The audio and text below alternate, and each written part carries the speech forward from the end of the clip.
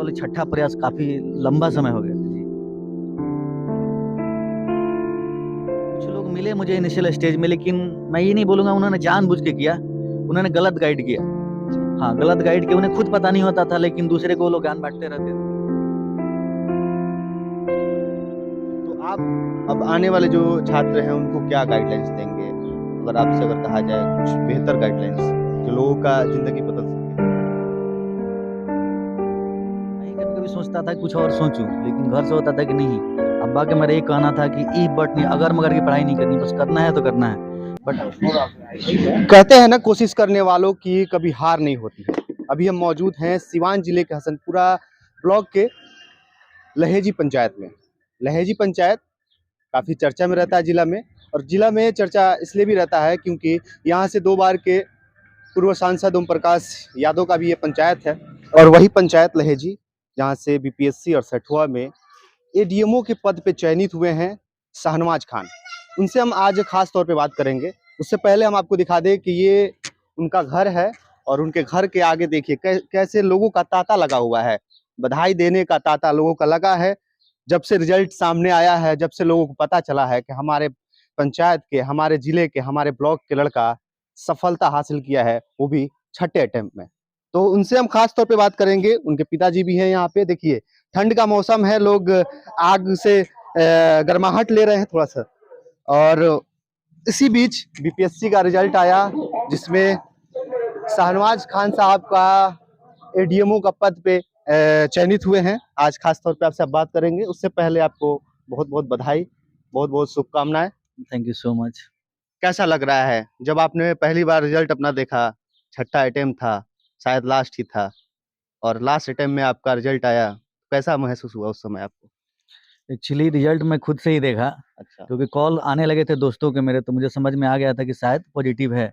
तो आमतौर पे रिजल्ट नहीं होने पे कॉल्स नहीं आते हैं कि लोग सोचते हैं कि डिस्टर्ब क्यों करें। हम्म। तो देखने के बाद वही शिवरिंग हुआ थोड़ा सा, मैं नर्वस था, समझ नहीं पा रहा था, मिक्स फीलिंग्स थी कि क्या करें। फिर डायरेक्ट सबसे पहले अब्बा को मैंने कॉल किया और इन्हें बताया। शायद ठंडा का टाइम था, मैं बिना चप्पल के बाहर निकल गया था, क्योंकि समझ नहीं आ रहा था कि कैसे इसको ये करूँ। हाँ। लेकिन बीपीएससी में क्या होता है कि अटेम्प्ट काउंट नहीं होता है, यहाँ पे एज होता है लिमिट। हाँ। तो 37 तक मेरा था, लेकिन अभी तो मेरा 28 एज है। एज था, मैं आगे एग्जाम दे सकता था, हाँ। लेकिन ओवरऑल छठा प्रयास काफी लंबा समय हो गया था जी।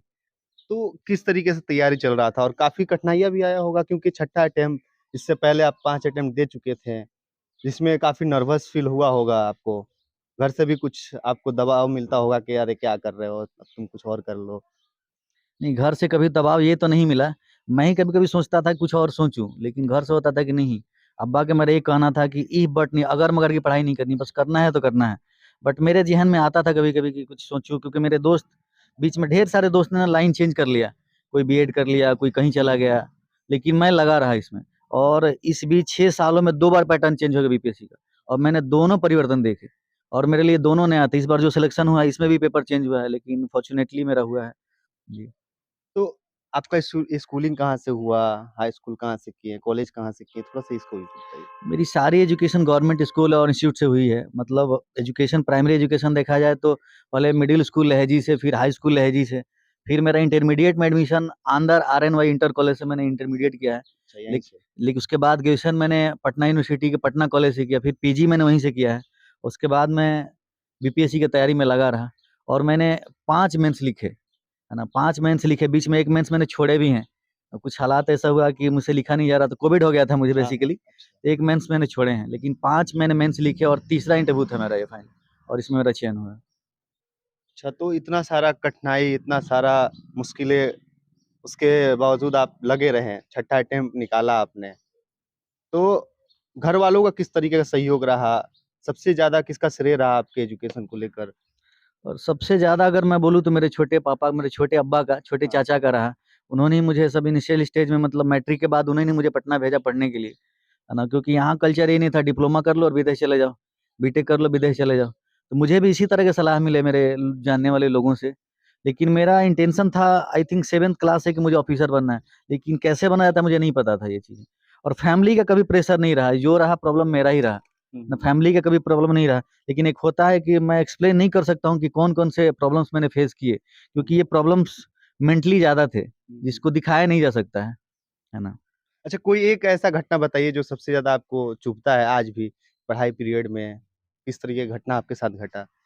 पहला तो ये कि कुछ लोग मिले मुझे इनिशियल स्टेज में, लेकिन मैं ये नहीं बोलूँगा उन्होंने जानबूझ के किया, उन्होंने गलत गाइड किया। अच्छा। हाँ, गलत गाइड किया, उन्हें खुद पता नहीं होता था, लेकिन दूसरे को वो लोग ज्ञान बाँटते रहते थे और मुझे यहाँ कोई बताने वाला नहीं था।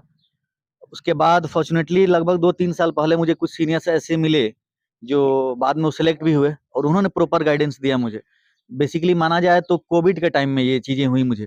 2020 में मुझे उन लोगों से मतलब मेरा तारुफ हुआ, जान-पहचान हुआ। उसके बाद से मेरी चीज़ें शायद धीरे-धीरे पटरी पे आई और पहली बार मैं मेंस क्वालीफाई 2020 में ही किया था, कोविड के टाइम में। जी, तो एक चीज़ ख खुंदक रहता है अंदर कभी-कभी कि अगर वो गाइडेंस सही मिला रहता तो शायद मैं उसी 24 समय। साल की उम्र में मैं इंटरव्यू दे चुका था और 28 में मेरा सिलेक्शन हुआ था। शायद मैं पहले अटेम्प्ट में कर लेता। तो सबसे ज़्यादा तो मतलब लोगों को इसी चीज़ को लेकर प्रॉब्लम होता है, गाइडलाइन सही से नहीं मिलने की वजह से लोग सही तरीके से तैयारी नहीं कर पाते हैं। तो आप अब आने वाले जो छात्र हैं उनको क्या गाइडलाइंस देंगे? अगर आपसे अगर कहा जाए कुछ बेहतर गाइडलाइंस जो लोगों का ज़िंदगी बदल सके? देखिए, ऊपर वाला ईश्वर जो है, अल्लाह भगवान जो भी है, हर किसी को यूनिक बनाया है। हम यहाँ एक-दूसरे का नकल करके ऑर्डिनरी बन जाते हैं। हमें नकल नहीं करना है, हमें अपने अकल का इस्तेमाल करना है। किसी से गाइडेंस लेनी है और अपना दिमाग भी चलाना है कि हमारे लिए क्या सूटेबल है। अगर हम मान लो हम लेट नाइट तक पढ़ने की मुझे आदत थी। अब कोई लड़का मुझे नकल करना शुरू कर दे, तो फिर तो ये दिक्कत हो जाएगा। मैं एंटी नेचर हो गया था। रात में होल नाइट जगना और सुबह में हम लोग को सोना। लेकिन मैं बोलूँगा अगर कोई लड़का मॉर्निंग में जगता है, वो उसी टाइम पढ़े।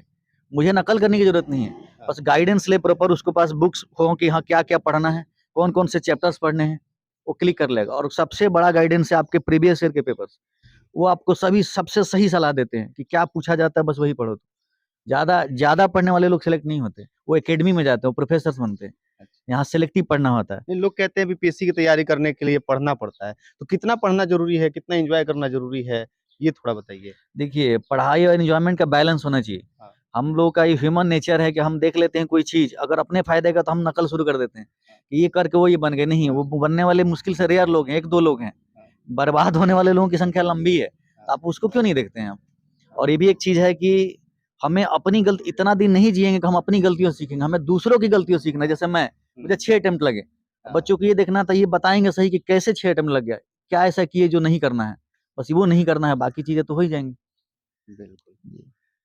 चलिए, शाहनवाज़ खान साहब हैं, जो एडीएमओ के पद पे चयनित हुए हैं। अच्छा, एडीएमओ के पद पे जो आप चयनित हुए हैं, ये मतलब मेडिकल। नहीं, मेडिकल का नहीं है ये, सिविल सर्विस में ये डिज़ास्टर मैनेजमेंट में आता है। आपदा प्रबंधन, जो भी आपदा होंगे जिस डिस्ट्रिक्ट में मैं रहूँगा, अच्छा, तो ये अच्छा। आपदा वाले सारे कार्य मुझे देखने पड़ेंगे। जी। बाकी लॉ एंड ऑर्डर में जो डीएम का ऑर्डर है वो करना होता है। अच्छा। जी। चलिए, इनकी सफलता किस तरीके से मिला है, आप लोगों ने सुना। वैसे एक मूवी भी काफ़ी वायरल हो रहा है, 12th फेल, जो काफ़ी इनसे भी मिलता-जुलता थोड़ा-सा है कि कॉपी और नकल करना छोड़ दो, तो सफलता मिल जाएगा। इनके पिताजी यहीं मौजूद हैं, इनसे भी हम बात करेंगे कि लड़का इतना दिन से कोशिश कर रहा था, इतना दिन से लगा हुआ था। आपको बीच में कभी लगता नहीं था कि लड़का को कह दे कि कुछ और कर लो, नहीं, इतना नहीं, क्यों इसमें लगे नहीं, हुए हो? ऐसा कुछ नहीं। बस हमारा यही था, हमारे और छोटे भाई का भी, कि तुमको यूपीएससी कंप्लीट करो या बीपीएससी कंप्लीट करो। अगर बीपीएससी कंप्लीट कर लेते हो उसके बाद तुमको फिर यूपीएससी कंप्लीट करना है। हाँ। ये हम लोगों का लक्ष्य था। जब रिजल्ट सुने आप कि हमारा लड़का अब तो एडीएमओ बन गया है, कैसा लगा? कितना गर्व हुआ आपको? बहुत बहुत खुशी मिली। रात भर हम सोए नहीं। रात भर सोए नहीं, खुशी के मारे। बहुत खुशी हुआ, बहुत खुशी मिला। आज तो गाँव के लोग आके आपको बधाइयाँ दे रहे होंगे। लोगों से आज मिलकर कैसा लग रहा है आपको? बहुत बहुत खुशी। ऐसे भी लोग आते जाते हैं, इसलिए हम लोग का अखलाक ही अलग है। अब सफलता के बाद लड़का को क्या आप कहना चाहेंगे? अपने लड़का को क्या सलाह देना चाहेंगे? दूसरे को हिदायत देना, दूसरे को कि अपने जैसा बने वो।